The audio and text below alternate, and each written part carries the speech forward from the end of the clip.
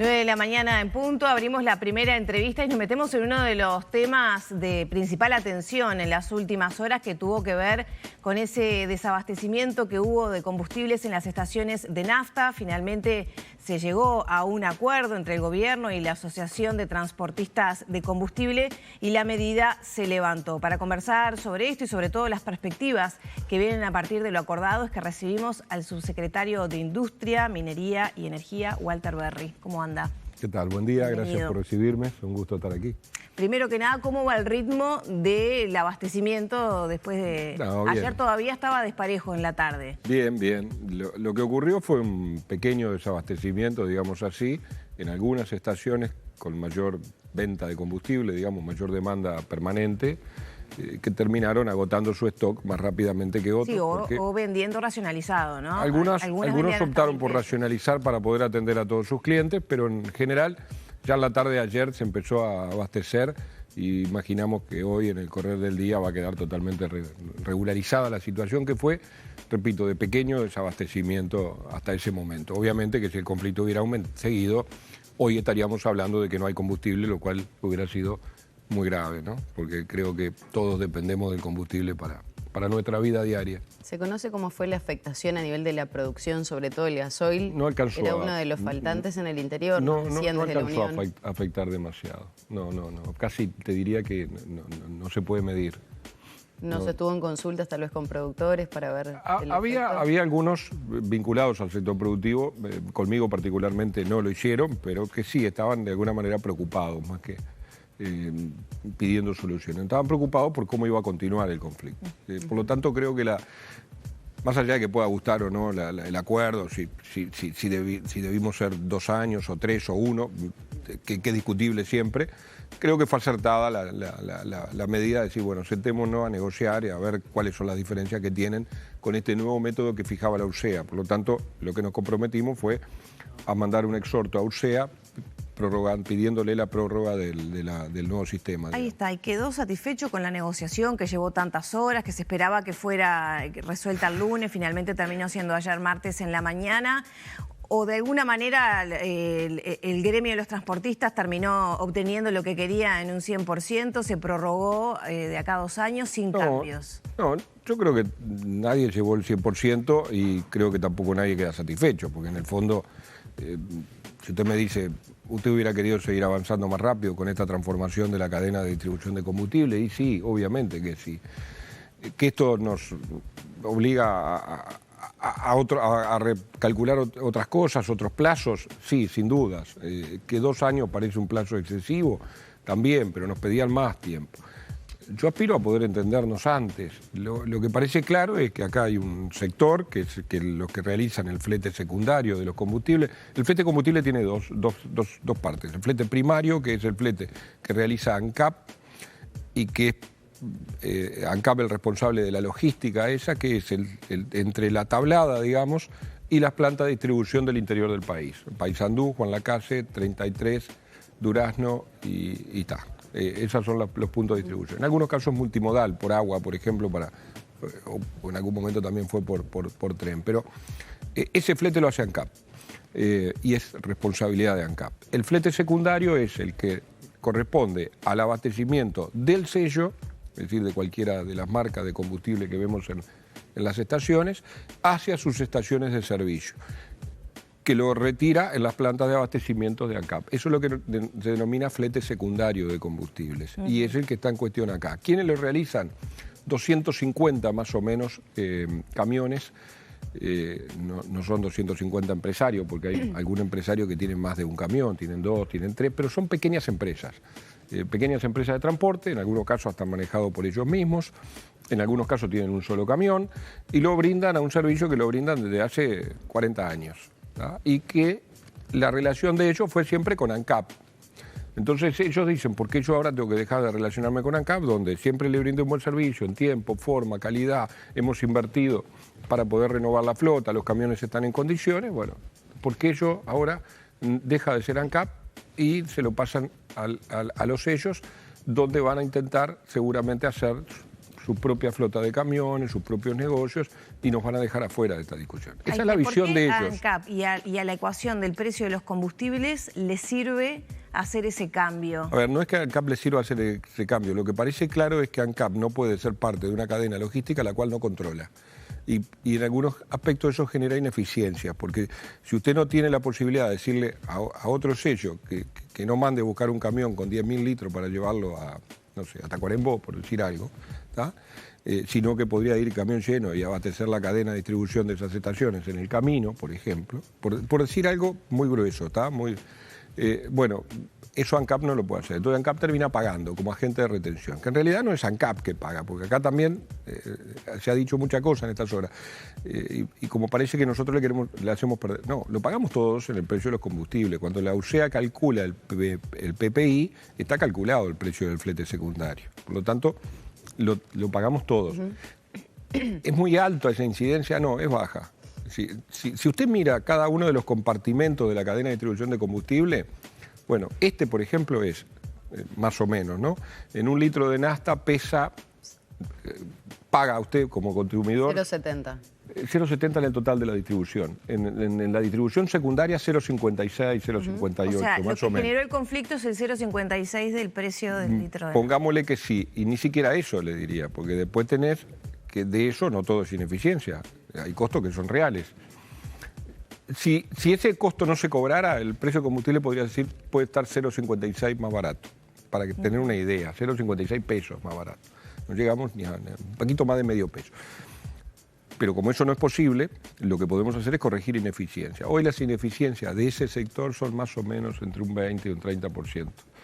Con lo cual diríamos, bueno, si corregimos en la totalidad de las ineficiencias de esa cadena, que no parecen muy altas, pero sí las tiene, bueno, bajaríamos el precio en 0,17 centésimos. Pero esto no le representaría, perdón, a esos empresarios ganar menos por cada viaje que realizan. No, tal vez lo que haría que sea óptimo el sistema, es decir, que usted haría... ¿Cuánto se le pagaría a esas personas? Hoy la paramétrica de pago de ellos recoge las dos cosas, recoge litros y kilómetros. Por lo tanto, no parece que los afectará demasiado. Por eso le digo, tampoco es tanto... Ellos están dispuestos a negociar eso. Lo que no están dispuestos es a perder su negocio, digamos, ¿no? Claro. A que sea otro quien lo lleve adelante, sino que lo quieren seguir llevándolo adelante ellos. Ahora, para eso es esta prórroga, digamos. Para eso es esto. Bueno, analicemos. No están de acuerdo con lo que la UCEA determinó cómo se debería regular la cadena secundaria. Bueno, está bien. Sentémonos a ver, analizar, a escuchar y ver cuáles son las propuestas que nos van a traer. Berry, ¿se entiende que entonces cualquiera de estos sellos contrataría esos camiones directamente y sería más eficiente el abastecimiento a sus estaciones de servicio? La logística de abastecimiento a sus estaciones va a ser más eficiente porque en definitiva ya no va a importar cuántos litros llevo ni a dónde voy, sino que el precio va a estar ajustado por un criterio de eficiencia que la UCEA va a ir ajustando, además tiene la obligación de ir ajustando. En realidad... Hoy esos camiones, perdón, pero para entender nada más, por ejemplo, si va al interior del país, puede ir distribuyendo a las diferentes estaciones, sean CAP, DISA, Acción... No, siempre trabaja con un sello. Siempre trabaja con un sello, exactamente. Siempre es con un sello. El transportista trabaja para un sello. Berry, entonces... Pero es dueño de su transporte, digamos.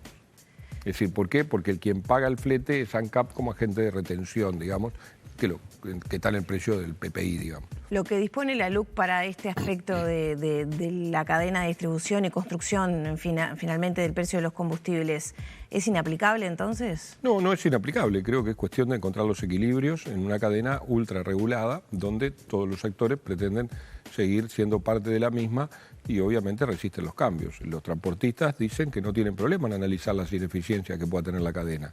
Lo que pretenden es que siga el negocio en manos de ellos y no que dependa de que si el sello los va a contratar o no, o que puedan venir otros jugadores más grandes y con mejores costos de logísticos. ¿Y el Estado puede garantizar eso? No, el Estado puede regular, que en definitiva es lo que tratamos de hacer. Si mañana llegan camiones de Brasil, por ejemplo, participan de esa libre competencia, digamos. Eso ocurre en cualquier negocio. Es decir, si usted está en condiciones legales de operar en Uruguay, porque es una empresa legalmente constituida y paga los impuestos y los sueldos en Uruguay. El problema es cuando yo ya tengo un trabajo y entran nuevos competidores. El problema es cuando usted después de 40 años le dice, bueno, mire, vamos a tratar de ser más eficientes, vamos a cambiar la norma de juego. Ellos parten de una base que no está aprobada tampoco, que van a prescindir de ellos. No parece que en forma inmediata eso pudiera ocurrir. Porque claro, tampoco, bueno, las empresas libremente tienen que tomar la decisión de contratarlos. Las empresas libremente van a ser los encargados de administrar lo que corresponde por flete secundario en el precio del combustible. Entonces, cuanto más eficientes sean a la hora de brindar ese servicio, obviamente que van a ahorrar de esa, digamos, de ese precio que va a fijar la URSEA. Berry, a esta altura del periodo de gobierno, con todo lo que se ha aplicado a propósito de los combustibles, ¿qué valoración se hace de los cambios en las normativas, en la regulación? Porque finalmente terminamos pagando igual un combustible caro, no cambió sustancialmente para los ciudadanos, y todavía hay situaciones como esta, ¿no? Lo que pasa es que a veces esas cosas, uno se imagina que porque entra a regular estas cosas, las cosas ocurren porque tienen que ocurrir. No es así. Nosotros somos tomadores de precios. Si usted me preguntaba, cuando asumimos que el precio del combustible creo que estaba a 40 pesos, el litro de nafta, más o menos, que al final del periodo usted iba a duplicar el precio porque las circunstancias internacionales nos llevaron a eso, yo diría no va a ser así. Pero bueno, vino la pandemia, el precio del petróleo se derrumbó hasta casi cero, los petroleros flotaban en los océanos y nadie los quería porque no había actividad industrial ni comercial en el mundo. Y después vino el repunte hasta llegar a los valores de hoy. La guerra en Europa afectó mucho a los energéticos, Europa lo está sufriendo. Ahora tenemos una guerra instalada en Medio Oriente que no parece, tampoco, si bien hasta ahora no ha habido una afectación, pero no sabemos cómo va a escalar eso. Entonces, en un mundo de incertidumbre, el precio de los combustibles, para un país como el nuestro, que lo único que podemos hacer es importar, podemos importar crudo, podemos importar refinado, como ahora, porque no tenemos la planta refinadora. Pero siempre vamos a tener que comprar. Bueno, entonces los precios se dispararon. No se puede cambiar. Los precios se dispararon. No se puede cambiar en nuestro país. No, lo que nosotros buscamos no era que el precio de los combustibles bajara mucho o poco. Lo que buscábamos era que esa cadena se fuera lo más eficiente posible y de alguna manera, corrigiendo ineficiencias, pudieras abaratar el precio de los combustibles. Ahora, si el precio del combustible sigue subiendo, lo que usted puede abaratar en esa cadena de distribución pasa a pesar cada vez menos. Por eso le digo, una cosa era con un combustible a 30 y pico pesos, 40 pesos, y otra cosa es con un combustible a 80 pesos el litro. Obviamente, los escenarios han cambiado, pero eso no quiere decir que lo que hemos hecho esté mal. Yo creo que está bien, y siempre nos cuestionamos esto. Con el ministro Paganini, cuando estaba, siempre decíamos, bueno, al final no vemos los resultados, pero yo creo que sí los vemos, y yo defiendo esto porque de alguna manera hemos transparentado. Hoy estamos hablando de estas cosas, que seguramente hasta hace unos meses atrás no teníamos ni idea de cómo funcionaba el sistema. Hoy todos estamos teniendo, algunos más rápido porque tenemos que estar en el tema, otros a medida que se van surgiendo los temas, la población se va enterando cómo funciona el sistema de distribución de combustible, y eso es bueno. Y es bueno saber cómo fijamos el precio todos los meses. Y que ANCAP no es un ente que está hoy mirado con un afán de recaudación, sino que está al servicio de la gente. Que nos ha tocado bailar con la más fea, y sí, me hubiera gustado estar con el precio del combustible a 30 y pico pesos, como cuando el gobierno anterior. Pero nos tocó un momento de crisis, tampoco me hubiera querido la pandemia. 2 años de paralización del mundo, no de nuestro país, por suerte. Entonces, digo, hay cosas que cuando uno asume o cuando planifica un gobierno no las puede prever. Y esto es así, esto fue parte de eso. Pero yo creo que ha ayudado a transparentar la fijación del precio de los combustibles. Hay un amigo que me decía, dice, antes la gente protestaba e insultaba, digamos así, en buen sentido, una vez por año. Hoy ustedes han logrado que lo hagan 12 veces por año. Bueno, a veces se mantienen, no siempre, precios, a veces se mantienen y a veces bajan, pero llevándolo a los extremos al ejemplo es cierto. Pero también es cierto que hoy sabemos que el precio es transparente. Usted sabe si el gobierno está haciendo caja con ANCAP o no está haciendo caja con ANCAP. Y que le está cobrando lo que realmente le cuesta. Intervenir para contener subas, ¿no? A pesar de que no era la idea inicial. Pero justamente, intervino. Pero ahí tiene una de las razones que hoy no la tenemos. La refinería nuestra fue eficiente en momentos donde el precio de los combustibles del petróleo es alto. Y eso le dio una espalda, porque el PPI que le marcaba la UCEA era el PPI del precio de importación del combustible refinado. Cuando usted dice PPI es el mismo combustible que ANCAP refina, lo comparamos con un mix, digamos, de 2 o 3 lugares, pero combustible refinado. Entonces, si usted es eficiente para refinar, y eso ocurre con ANCAP cuando el precio del petróleo es alto, bueno, le va generando un superávit. Y ese superávit, esa espalda de ANCAP, que el presidente de la República dijo en algún momento y quedó, esa espalda de ANCAP permitió justamente volcarlo a favor de la población. ¿Cómo? Bueno, aguantando subas en su momento, congelándolo en otros, bajándolo en otros, sobre todo el combustible de la producción, el gasoil. Entonces, se transparentó hasta eso, de cómo utilizamos los recursos de ANCAP para el objetivo que tiene ANCAP, que es administrar los combustibles. Berry, le quiero consultar del conflicto en sí mismo nuevamente, de lo que pasó con los transportistas de carga de combustible. ¿Cómo se llega en definitiva a este conflicto? Porque esto era un tema que se venía analizando desde hace un buen tiempo ya. Sí, la sí. LUC lo preveía de esta manera. Entonces, ¿qué pasó en el medio? Porque ahora también las críticas son, bueno, se patea para adelante, no se cumple con una normativa que defendió este gobierno y se lo pasa al siguiente. No, en realidad no es que pasó algo. Lo que ocurrió es que la UCEA dictó una resolución en el mes de agosto, después de algunos estudios que tuvo que hacer sobre esta parte de la cadena, y la medida, la nueva forma, digamos, de administrar el flete secundario pensaba regir a partir del 1 de enero. Era parte del cambio. Los transportistas no están de acuerdo, plantean sus discrepancias, y bueno, y llegamos a un acuerdo de negociación, digamos, una mesa de negociación que instalaremos en breve, no sé lo que hará la ministra, cuándo lo hará, pero en breve tendremos que instalarla y comenzaremos a analizar las posiciones de cada uno. ¿Esto puede ser un tema para el próximo gobierno? Bueno, esperemos que no. Yo siempre aspiro a que nos podamos entender antes y podamos aplicarlo antes, pero puede ser un tema para el próximo gobierno, que esa también fue una razón del plazo, porque usted puede decir, bueno, ¿cuál es el plazo ideal? Un año. No parece que el Uruguay en un año estemos en un momento donde haya un gobierno electo o estemos cerca de una segunda vuelta. No parecía el mejor momento. 18 meses. Sí, yo en algún momento planteé 18 meses, porque 2 años me parecía mucho también. No crea que siempre estamos de acuerdo. Pero ya se venía de un tiempo pero de 18 meses implicaría la pasarlo para el próximo gobierno, pero casi inmediato que asuma. Entonces tampoco parece razonable dejarle... Asumo y tengo un problema que me dejó el gobierno anterior. Nosotros quedamos con varios de esos temas, pero no parecía este el caso, en energía sobre todo. No parecía este el caso, no queríamos hacer eso, entonces dijimos, bueno, 2 años es un plazo suficiente como para que después del 1 de marzo que asuma un nuevo gobierno, tenga algunos meses como para ponerse en el tema y ver qué decide hacer con esta transformación que hemos comenzado. Si es un gobierno de la coalición, como yo creo que va a ser, seguramente le va a resultar fácil poder avanzar. Si no es cambiando un gobierno... la racha hasta ahora, porque no fue fácil, ¿no? ¿Cómo? No ha sido fácil, pero nadie pensó tampoco que iba a ser fácil. Digo. Una cadena ultra regulada que funciona así desde hace mucho tiempo, buscar eficiencias y cambios que en algunos casos hasta pueden parecer radicales para ellos, como es este, por ejemplo. Ellos entienden que ANCAP deje de administrarle los fletes. Es un tema grave para ellos y entienden que no aceptan el cambio.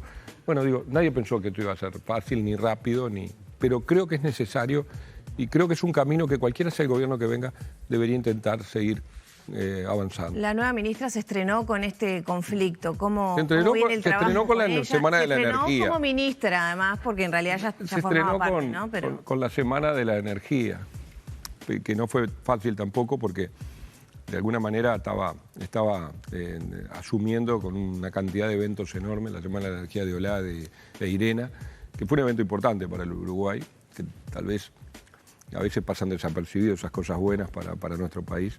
Bueno, allí estrenó. Y ahora con esto. Bueno, liderar un conflicto no es fácil, ¿no? Y más un tema tan sensible como son los combustibles. Por suerte fue un conflicto corto, digamos, y fácil de resolver al final. ¿Hay algún avance respecto a otro tema que nada tiene que ver Pasamos con los de tema. combustibles, pero sí hacia la industria del país? La situación de Minerva y la compra de los frigoríficos, más allá que estaba en competencias del Ministerio de Economía, ¿hay alguna definición, un plazo que se haya estipulado el gobierno? No es un tema que esté en nuestro ministerio, es un tema del Ministerio de Economía y Ganadería. Industria no tiene nada que ver. No, yo le puedo dar mi opinión. Yo creo que no es bueno concentrar en pocas manos un tema tan importante como es la producción frigorífica. ¿Se está demorando un poco esa resolución de la competencia? No lo sé. Desconozco los plazos con los cuales se mueve esa comisión. Creo que no es un tema fácil como para tampoco improvisar. Y me imagino que están tomando todos los recaudos y los estudios como para poder llegar a la mejor solución para el país. Y estamos todos expectantes de ello, ¿no? De la industria frigorífica es la industria que más pesa en el PIB del Uruguay. Berry, ya tenemos que cerrar. ¿Cómo ya veo que está el próximo invitado, que es un amigo. De la nueva ministra, ¿cómo viene siendo el trabajo con Facio? Bien, bien. Facio ya era funcionaria del ministerio, ocupaba la Dirección General de Secretaría del Ministerio y fue elegida por el Partido Nacional, porque el Ministerio de Industria es un cargo de ministro, no del subsecretario del Partido Nacional, y me parece que fue una decisión acertada en el entendido que ya estaba dentro del ministerio y es una persona muy capaz. Así que yo imagino que rápidamente se va a poner en entrenamiento como para pasar de haber administrado todos los temas del ministerio a tomar decisiones políticas que en definitiva, y el análisis político de cada uno de los temas, que son muchísimos y muy complejos y muy técnicos en el Ministerio de Industria. No es un ministerio político, es un ministerio muy, muy técnico. Paganini era un hombre, además del sector energético, es un ingeniero eléctrico muy inteligente, donde los temas de energía, que son los que más tiempo nos ocupan, de hecho, hoy hablamos solo de energía. Sí. Así que bueno, seguramente le va a ir muy bien a Lisa y la vamos a ayudar como corresponde. Esto es un gobierno de coalición y vamos a seguir. Muchas gracias por estos minutos. Al contrario, gracias a ustedes. Gracias. Cerramos por aquí la entrevista con el subsecretario de Industria. Ya son las 9 de la mañana, 22 minutos.